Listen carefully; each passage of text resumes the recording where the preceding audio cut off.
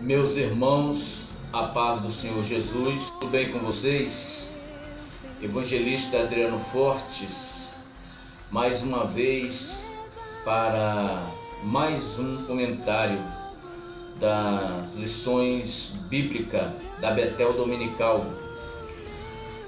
Desta feita estaremos comentando a lição de número 5, a libertação de um povo. Convido-vos a pegarem uma Bíblia e a sua revista da Betel Dominical e junto vamos refletir nesta lição que será dada no dia 29 do 7, fechando, que é um trimestre comemorativo, onde nós estamos aí comemorando Israel, 70 anos, o chamado de uma nação e o plano divino de redenção. O texto áureo que está em Êxodo capítulo 12, o versículo 14, que temos Deus falando, e este dia vos será por memória, e celebrar-lo-eis por festa ao Senhor. Na vossa geração celebrareis por estatuto perpétuo. Na verdade aplicada, ela nos diz que a Páscoa é uma festa da libertação ou de libertação, onde pois comemorava o agir de Deus em libertar o povo de Israel, apontando assim para o Cristo, o Cordeiro de Deus que tira o pecado do mundo. Como objetivos para esta lição, nós temos aí de explicar que a Páscoa foi um momento ímpar na história de Israel, e vamos estar vendo isso aí logo no primeiro ponto. E depois, dividido aí nos outros dois tópicos, nós estaremos vendo aí o segundo objetivo, que é apresentar o grande projeto de Deus em cuidar de cada detalhe da história do seu povo e ensinar que Cristo, nossa Páscoa, é o marco da nova aliança. Nós vamos, nesses segundo e terceiro tópico, vai estar trabalhando aí dentro desses dois objetivos, O nosso texto de referência se encontra no livro do Êxodo, no capítulo 12, no versículo 41 ao 43 e o versículo 50. Bom, o nosso primeiro tópico, ele começa falando da instituição da Páscoa. Essa instituição, meu querido, ela começa com um forte impacto para os egípcios. Enquanto Israel, como vimos na revista, ele começou ali clamando, reclamando e lamentando-se por tamanho sofrimento que estava passando com a escravidão no Egito. E agora nós vamos ver que eles, do outro lado, mais tranquilo, ali onde eles habitavam, naquela terra ali do Egito, eles estavam ali contemplando Deus, vez por vez, derramar as pragas sobre o Egito. Praga essas que, como nós estudamos na lição passada, era Deus operando a sua justiça, castigando os egípcios com o derramar dessas pragas na terra egípcia. Em seguida nós vamos ver aí o golpe final, ou seja, a praga da mortandade dos primogênitos. Desde os primogênitos dos animais ao primogênito de Faraó, todos morreram. Porém, meu amado, mais uma vez nós vemos os israelitas lá do outro lado, tranquilos, sem sequer ter deles uma unha morta. Aqui nós temos também a questão do significado da palavra Páscoa, que é tirada exatamente dessa ação de Deus passando por cima do Egito, quando Deus passa ali por cima do Egito, atingindo com morte os primogênitos dos egípcios, como eu acabei de dizer, desde os primogênitos dos animais ao primogênito de Faraó. Gênesis 12 vai estar registrando isso, o versículo 12 vai estar dando uma ênfase aí. A casa é que não tivesse ali com a marca do sangue do cordeiro, o Senhor passaria por ali e então entenderia que aquela casa não era uma casa que obedeceu e nem guardou as suas ordenanças, e ali seria operada imediatamente a mortandade do primogênito que ali estivesse. É claro que nós sabemos que isso só aconteceu na casa dos egípcios, pois os israelitas, como nós vamos ver já mais à frente, cumpriram à risca a ordenança que Deus havia dado para eles, e por isso, como eu disse acima, nenhuma unha sequer deles vieram a perecer. Este, com certeza, foi um momento a ser guardado em memória para os israelitas. E para os egípcios foi um evento que entrou para a história de tal forma que não se viu outro. É como diz o nosso objetivo aqui, explicar que a Páscoa foi um momento ímpar na história de Israel. Realmente é isso que nós vemos com esta tão grande ação de Deus, tanto no meio do seu povo como na nação egípcia. No nosso 1.1, vamos falar aí do ritual da celebração. Bom, propriamente dito é a Páscoa. Páscoa instituída por Deus como marco para todos os povos em todas as gerações do Êxodo para cá. A primeira ordenança que Moisés recebe para o início desse ritual foi que ele apresentasse a Deus um cordeiro, o cordeiro pascual, o cordeiro que seria sacrificado. Esse cordeiro ele teria que ser selecionado e teria que ser sem defeito. Ao sacrificar esse cordeiro, o sangue deveria ser aplicado nos umbrais das portas, e então eles deveriam comer a carne do cordeiro junto com o pão sem fermento e a erva amarga. O que se destaca aqui nesse primeiro subtópico é a obediência dos filhos de Israel. Israel, querido, eles cumpriu à risca tudo o que o Senhor falou em Êxodo capítulo 12. Então, o que nós vamos ver é os israelitas fazendo conforme o que o Senhor pedira, matou o cordeiro, e diga-se de passagem, esse cordeiro era um cordeiro por família, a não ser que a família fosse pequena, aí poderia ser um cordeiro para duas famílias. Então nós vemos aí, eles pegam esse cordeiro, sacrificam esse cordeiro, pegam o seu sangue, passa nos umbrais da porta e comem a carne do cordeiro junto com o pão sem fermento e bebe a erva amarga.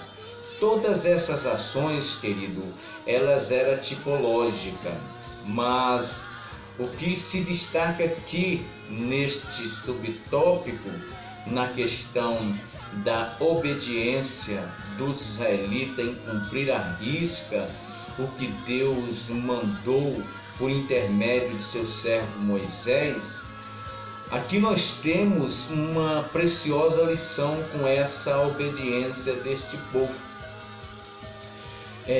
que deve ser observada e aplicada por todos nós. Quando Moisés fala para eles comerem a carne do cordeiro junto com o pão sem fermento e também com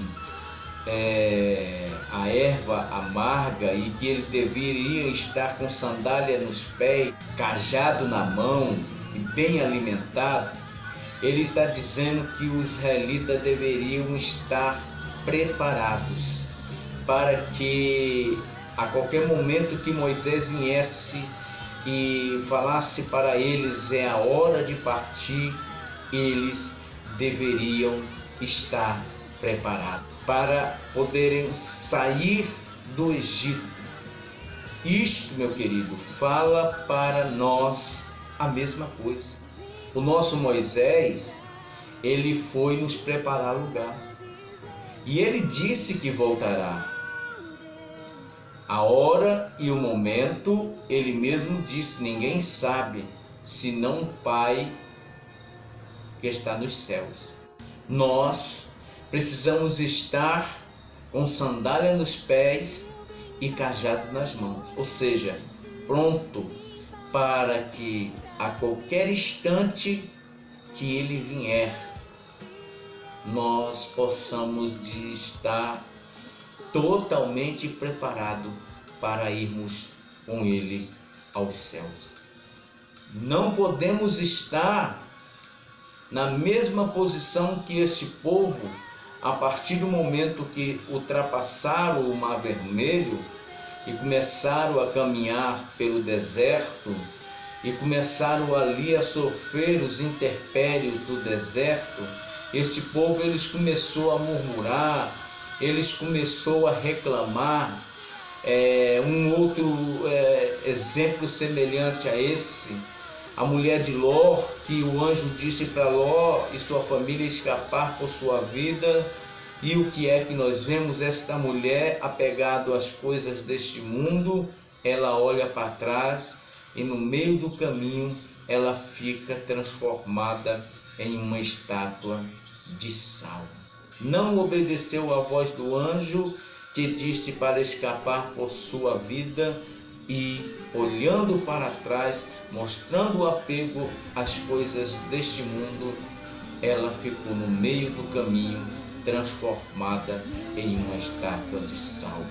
Cajado nas mãos, sandália nos pés, fala-nos de estarmos preparados e totalmente desapegados das coisas deste mundo, de não estarmos embaraçados com as coisas deste mundo e nem dando legalidade ao pecado na nossa vida. Desapegado deste mundo para que, no momento em que Cristo vier buscar a sua igreja, possamos passar para a eternidade, para estarmos eternamente com Deus.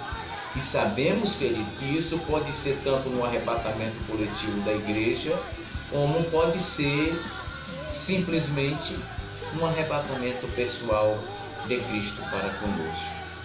Em seguida, no 1.2, considerando aí os elementos da Páscoa, e onde nós começamos falando em primeiro lugar sobre o Cordeiro. Esse Cordeiro, ele é uma referência de Cristo, o Cordeiro de Deus que tira o pecado do mundo, Cordeiro que foi morto para a redenção da humanidade caída. O sangue desse Cordeiro, aspergido nos umbrais da porta, é uma prefiguração do sangue expiatório de Cristo. E não somente isso, mas também a dependência que nós, como pecadores, temos em relação ao mérito deste sangue, e ainda na questão da proteção que esse sangue nos dá contra o inimigo das nossas almas até a redenção final.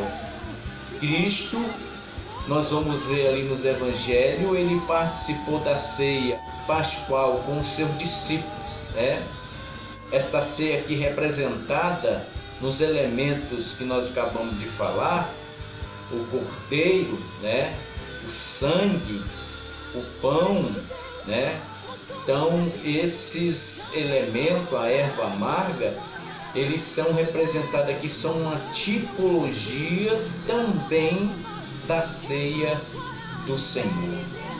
Ceia que, como eu disse, Cristo participou com o seu discípulo pouco antes de sua crucificação. E naquela mesma noite ele instituiu a ordenança desta ceia para que fosse observada em sua memória. Através da ceia do Senhor, nós podemos relembrar os atos e os feitos de Cristo na cruz. Paulo, obedecendo a Cristo, ele instrui acerca deste ato e enfatiza com toda a força em dizer que tudo deveria ser feito em memória de Cristo. Logo após Jesus ter participado desta Páscoa ou dessa ceia com os seus discípulos, ele se levanta da mesa, olha para os seus discípulos e diz: desejei muito comer convosco esta Páscoa, ou seja, a ceia do Senhor. Portanto, amados irmãos, se tratando da ceia do Senhor, em minha opinião particular, por ser uma solenidade tão tremenda, eu acredito que ela deveria ser feita com mais frequência, quem sabe uma vez por semana, pois é uma solene ordenança que é muito mais do que comemorar um acontecimento como o que aconteceu no Egito. É bem maior do que o livramento que os filhos de Israel tiveram no Egito. Este livramento deles também aponta para esta grande expiação que Cristo realizou com o sacrifício de sua própria vida para a libertação final do seu povo futuro. Apesar de ser muitas as festas que existiam ali em Israel, nenhuma delas era tão importante quanto aquela que abriria o ano religioso em Israel, a Páscoa, a ceia do Senhor.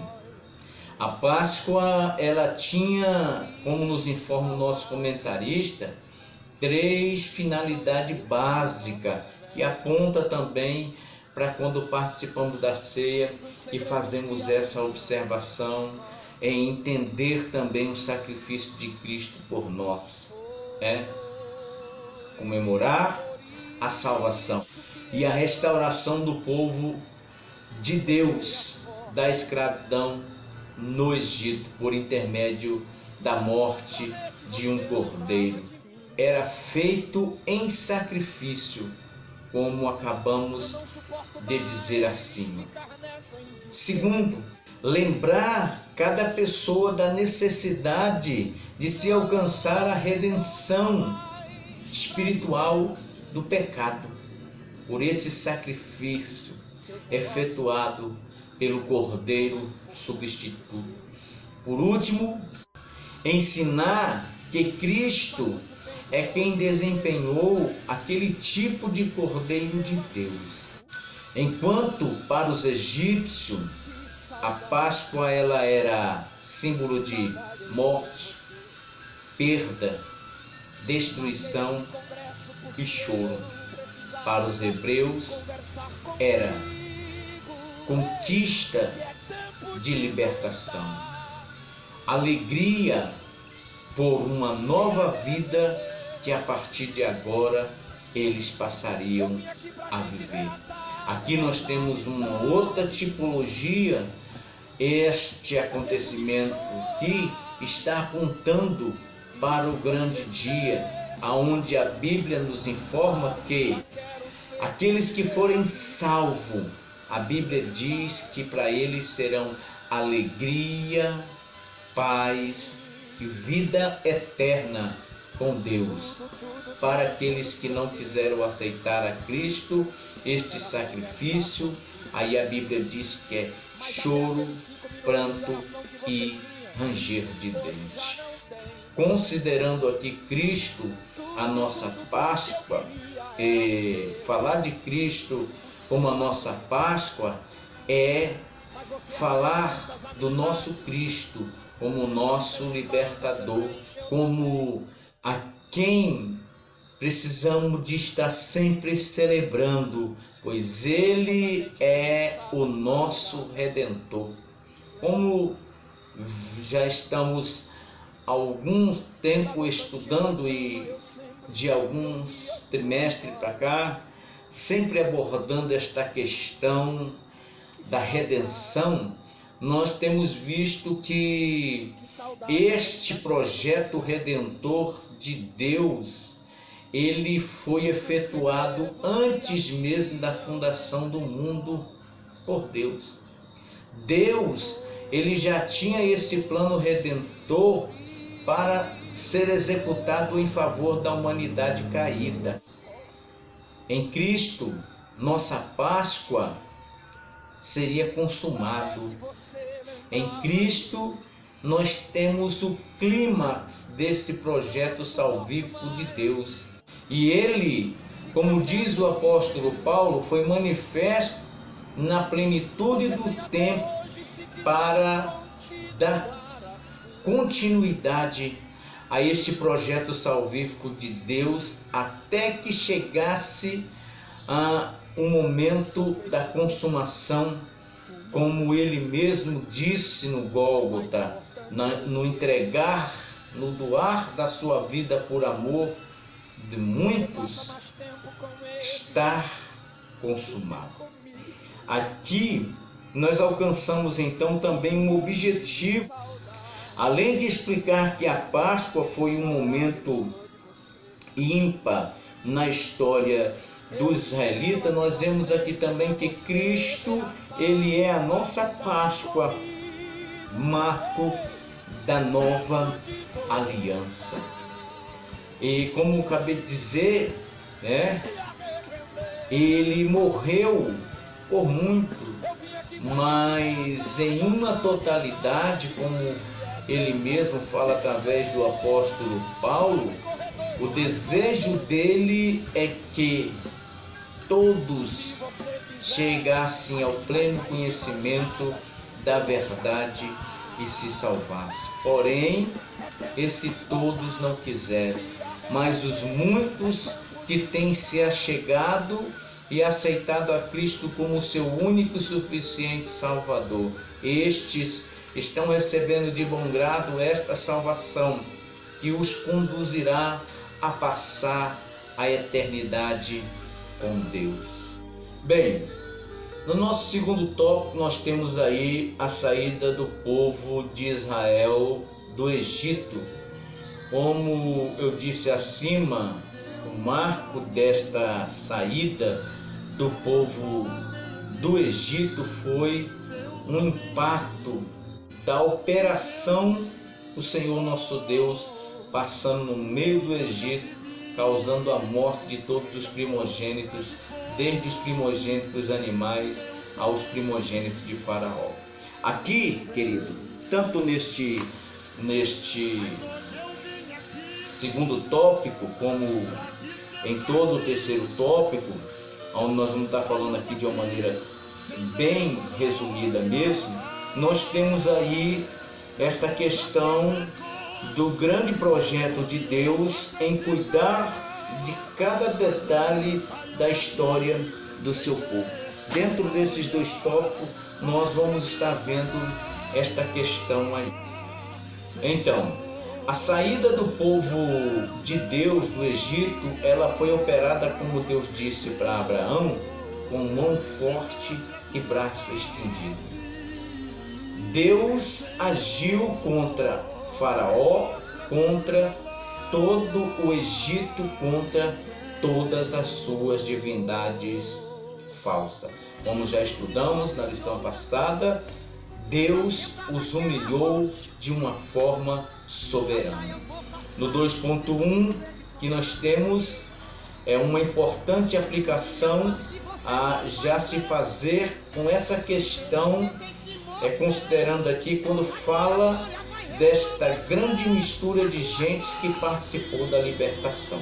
Bom, aplicando isso de uma forma bem direta, meu amado, não está aqui falando de nós não nos relacionarmos com uma pessoa ou com pessoas que não professam a mesma crença que nós, e nem muito menos de nós não podemos andar com tais pessoas, mas que não devemos seguir os seus princípios e nem nos envolvermos com os seus costumes, que são deste mundo, e nem tampouco ainda copiarmos os seus trejeitos ou o seu sistema. Só lembrando, óleo ele não se mistura com água.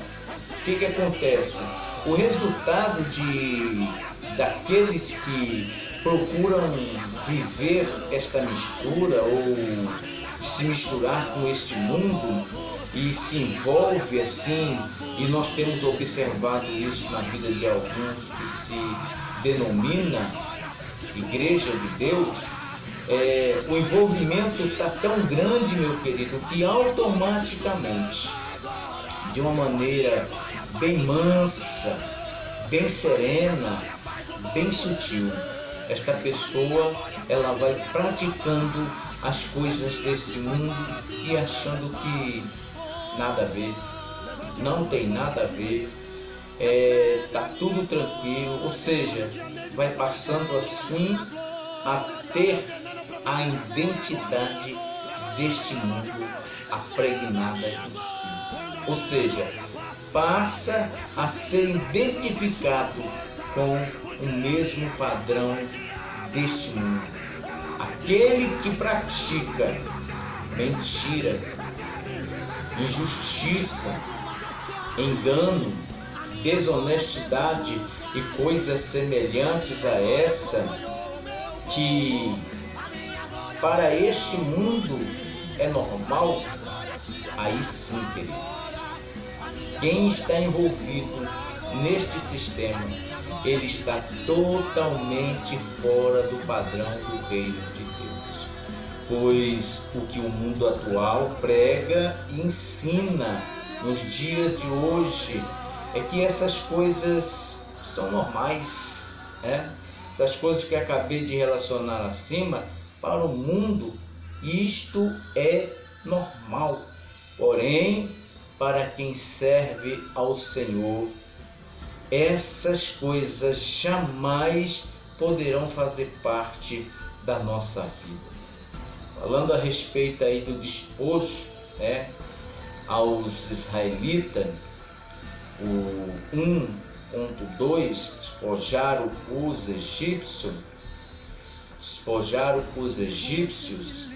Aqui, meu querido, vemos que Deus fez com que aquilo que durante a negociação de Moisés com o faraó, que foi fortemente enfatizada por Moisés e, é claro, ordenado por Deus para que Moisés se posicionasse assim, que ele só sairia do Egito, só sairia dali, se com ele fosse as mulheres, as crianças, os animais, nenhuma unha ficaria no Egito que pertencesse ao povo de Israel. E como diz nosso comentarista, até os ossos de José foram levados com os israelitas para fora do Egito.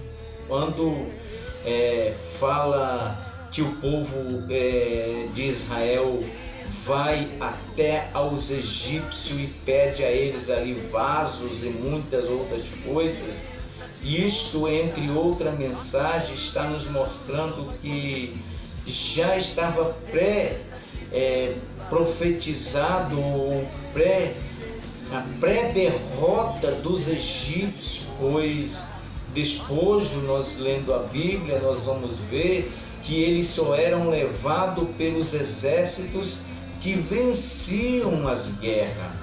E Israel saiu na casa dos egípcios conforme Deus havia ordenado a Moisés, e eles foram ali pedindo vasos e utensílios e joias e alimentos, assim também como eles iam sair dali com seus animais.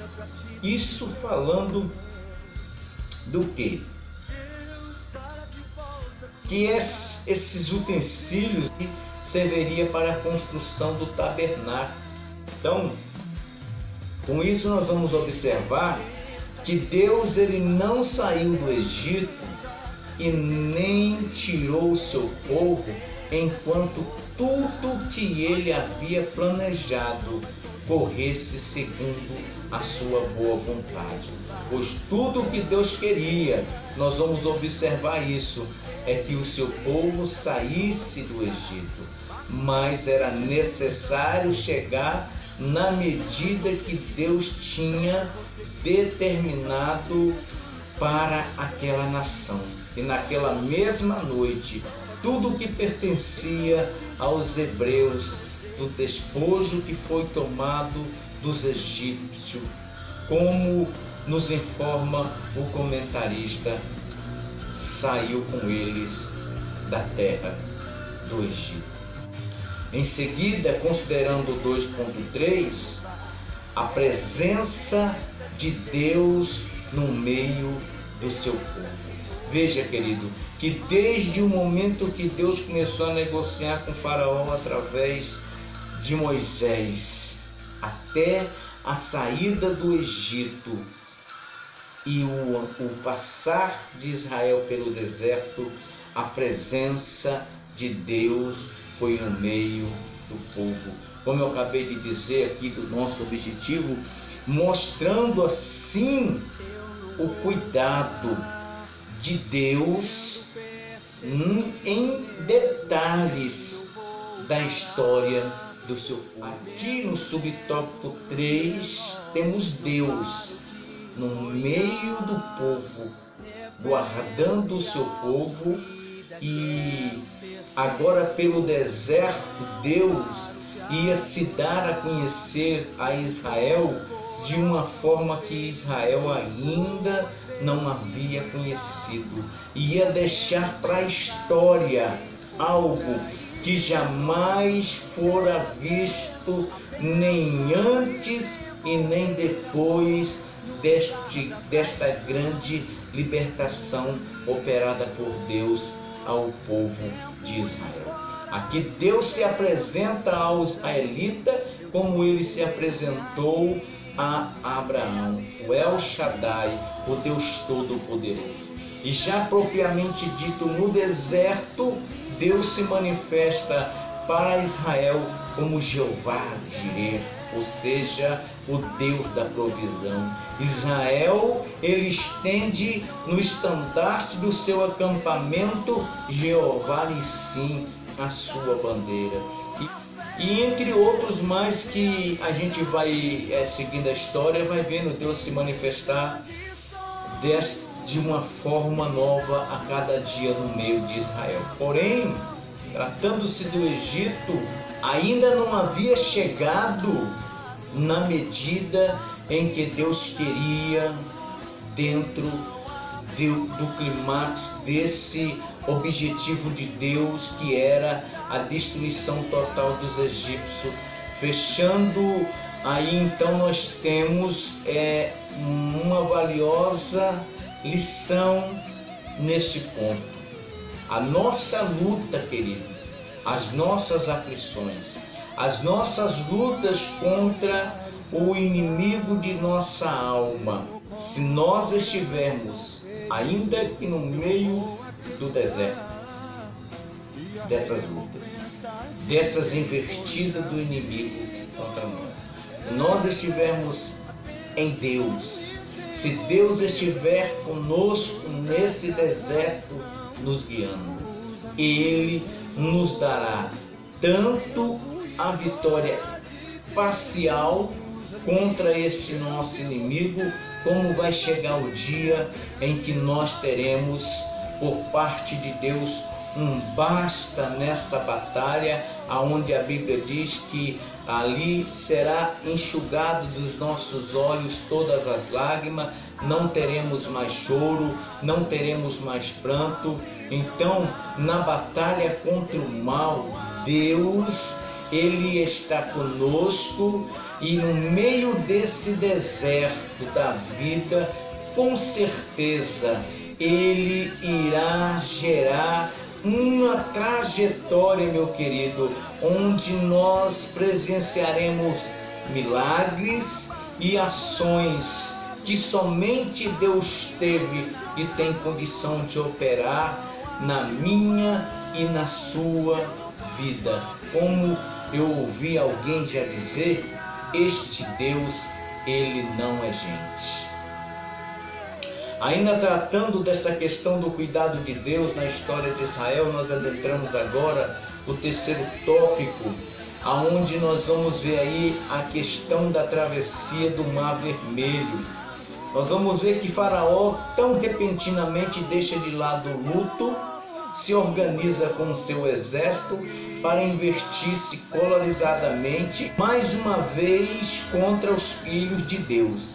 Mas o que ele não esperava é que esta seria a última vez que ele investiria contra o povo de Deus. Talvez Faraó pensasse que Deus já tinha feito tudo por ter operado todos aqueles feitos e sinais que ele havia falado por intermédio de Moisés, que ele faria no Egito e fez. Talvez Faraó pensasse, não, acabou o poder, acabou, não tem mais, e ele então investiu contra o povo de Deus. Mas nem Moisés, nem Israel, nem muito menos o Faraó, meu querido, esperava pelo que veria a seguir.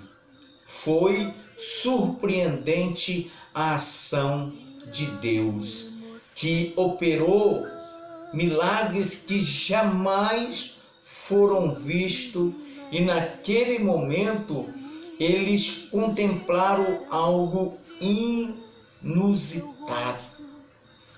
Por isso que o texto ele é bem enfático em dizer: o Deus que opera sinais e maravilhas. Eles contemplam algo realmente que até hoje se estudam tentando explicar com a força do vento, de onde veio, de onde foi, o que aconteceu.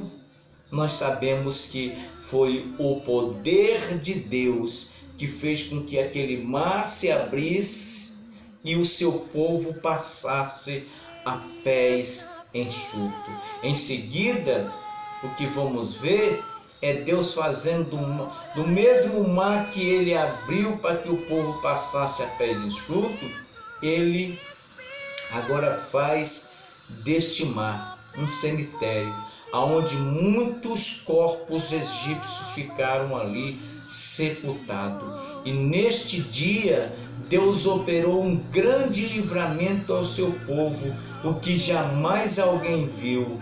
E isso nos mostra o Deus que servimos. Deu aos israelitas uma tão grande vitória que levou o povo a passar a pés enxutos e do outro lado cantar na presença de Deus o cântico da vitória. Deus é fiel a cada instante sobre a minha e sobre a sua vida.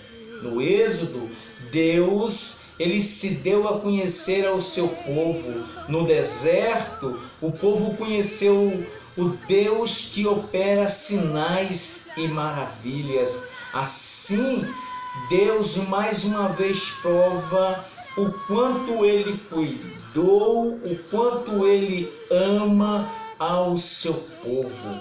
Amados, amemos e confiemos em Deus, sejamos fiéis a Ele, pois no Êxodo nós conhecemos um Deus que foi fiel em tudo para com o seu povo. Lembre-se, nós somos o povo de Deus. 2 Pedro, capítulo 2, versículo 9, diz o que, Pedro? Somos geração eleita, sacerdócio real, nação santa, povo de propriedade exclusiva de Deus. Deus nos comprou com o sangue de seu Filho. Ele pôs um cercado em nós e tem uma plaquinha dizendo para o inimigo da nossa alma: proibida a entrada. Aqui é uma propriedade exclusiva de Deus. Que Deus em Cristo te abençoe, meu querido. Que Deus em Cristo nos abençoe. Até a próxima lição, aonde nós estaremos estudando aí o deserto, uma escola divina. Peço a você que não deixe aí de... Você que porventura pela primeira vez está vendo esse vídeo e veio até o final, se inscreva no nosso canal, aperte aí o sininho das notificações, não deixe de dar o seu like. Ô meu irmão, você que já é inscrito no meu canal, eu te agradeço muito, mas eu quero pedir a sua ajuda para que você comente, seja com a palminha, seja com joinha, fale do nosso vídeo, se você está gostando, o que não está gostando. Críticas, elas, desde que sejam construtivas, ela vem para nos abençoar, para nos despertar e para fazer com que nós procuremos ser melhores naquilo que nós fazemos. Vamos, irmãos, ver os nossos vídeos, eles são bem simples, não temos nada profissional, é tudo muito amador. Quando eu não estou gravando na minha casa, eu estou gravando aqui no meu serviço, e como os irmãos vê, há um ruído aí de carro passando, porque eu trabalho perto de uma BR, e quando eu estou em casa, minha casa também fica perto de uma rua, então acaba que o aparelho ele capta todos esses sinais. Mas peço a você que não posicione a sua atenção para esses ruídos, mas sim para a singela mensagem que nós estamos trazendo da parte de Deus para a vida de cada um dos irmãos, tá bom? Que Deus em Cristo vos abençoe e até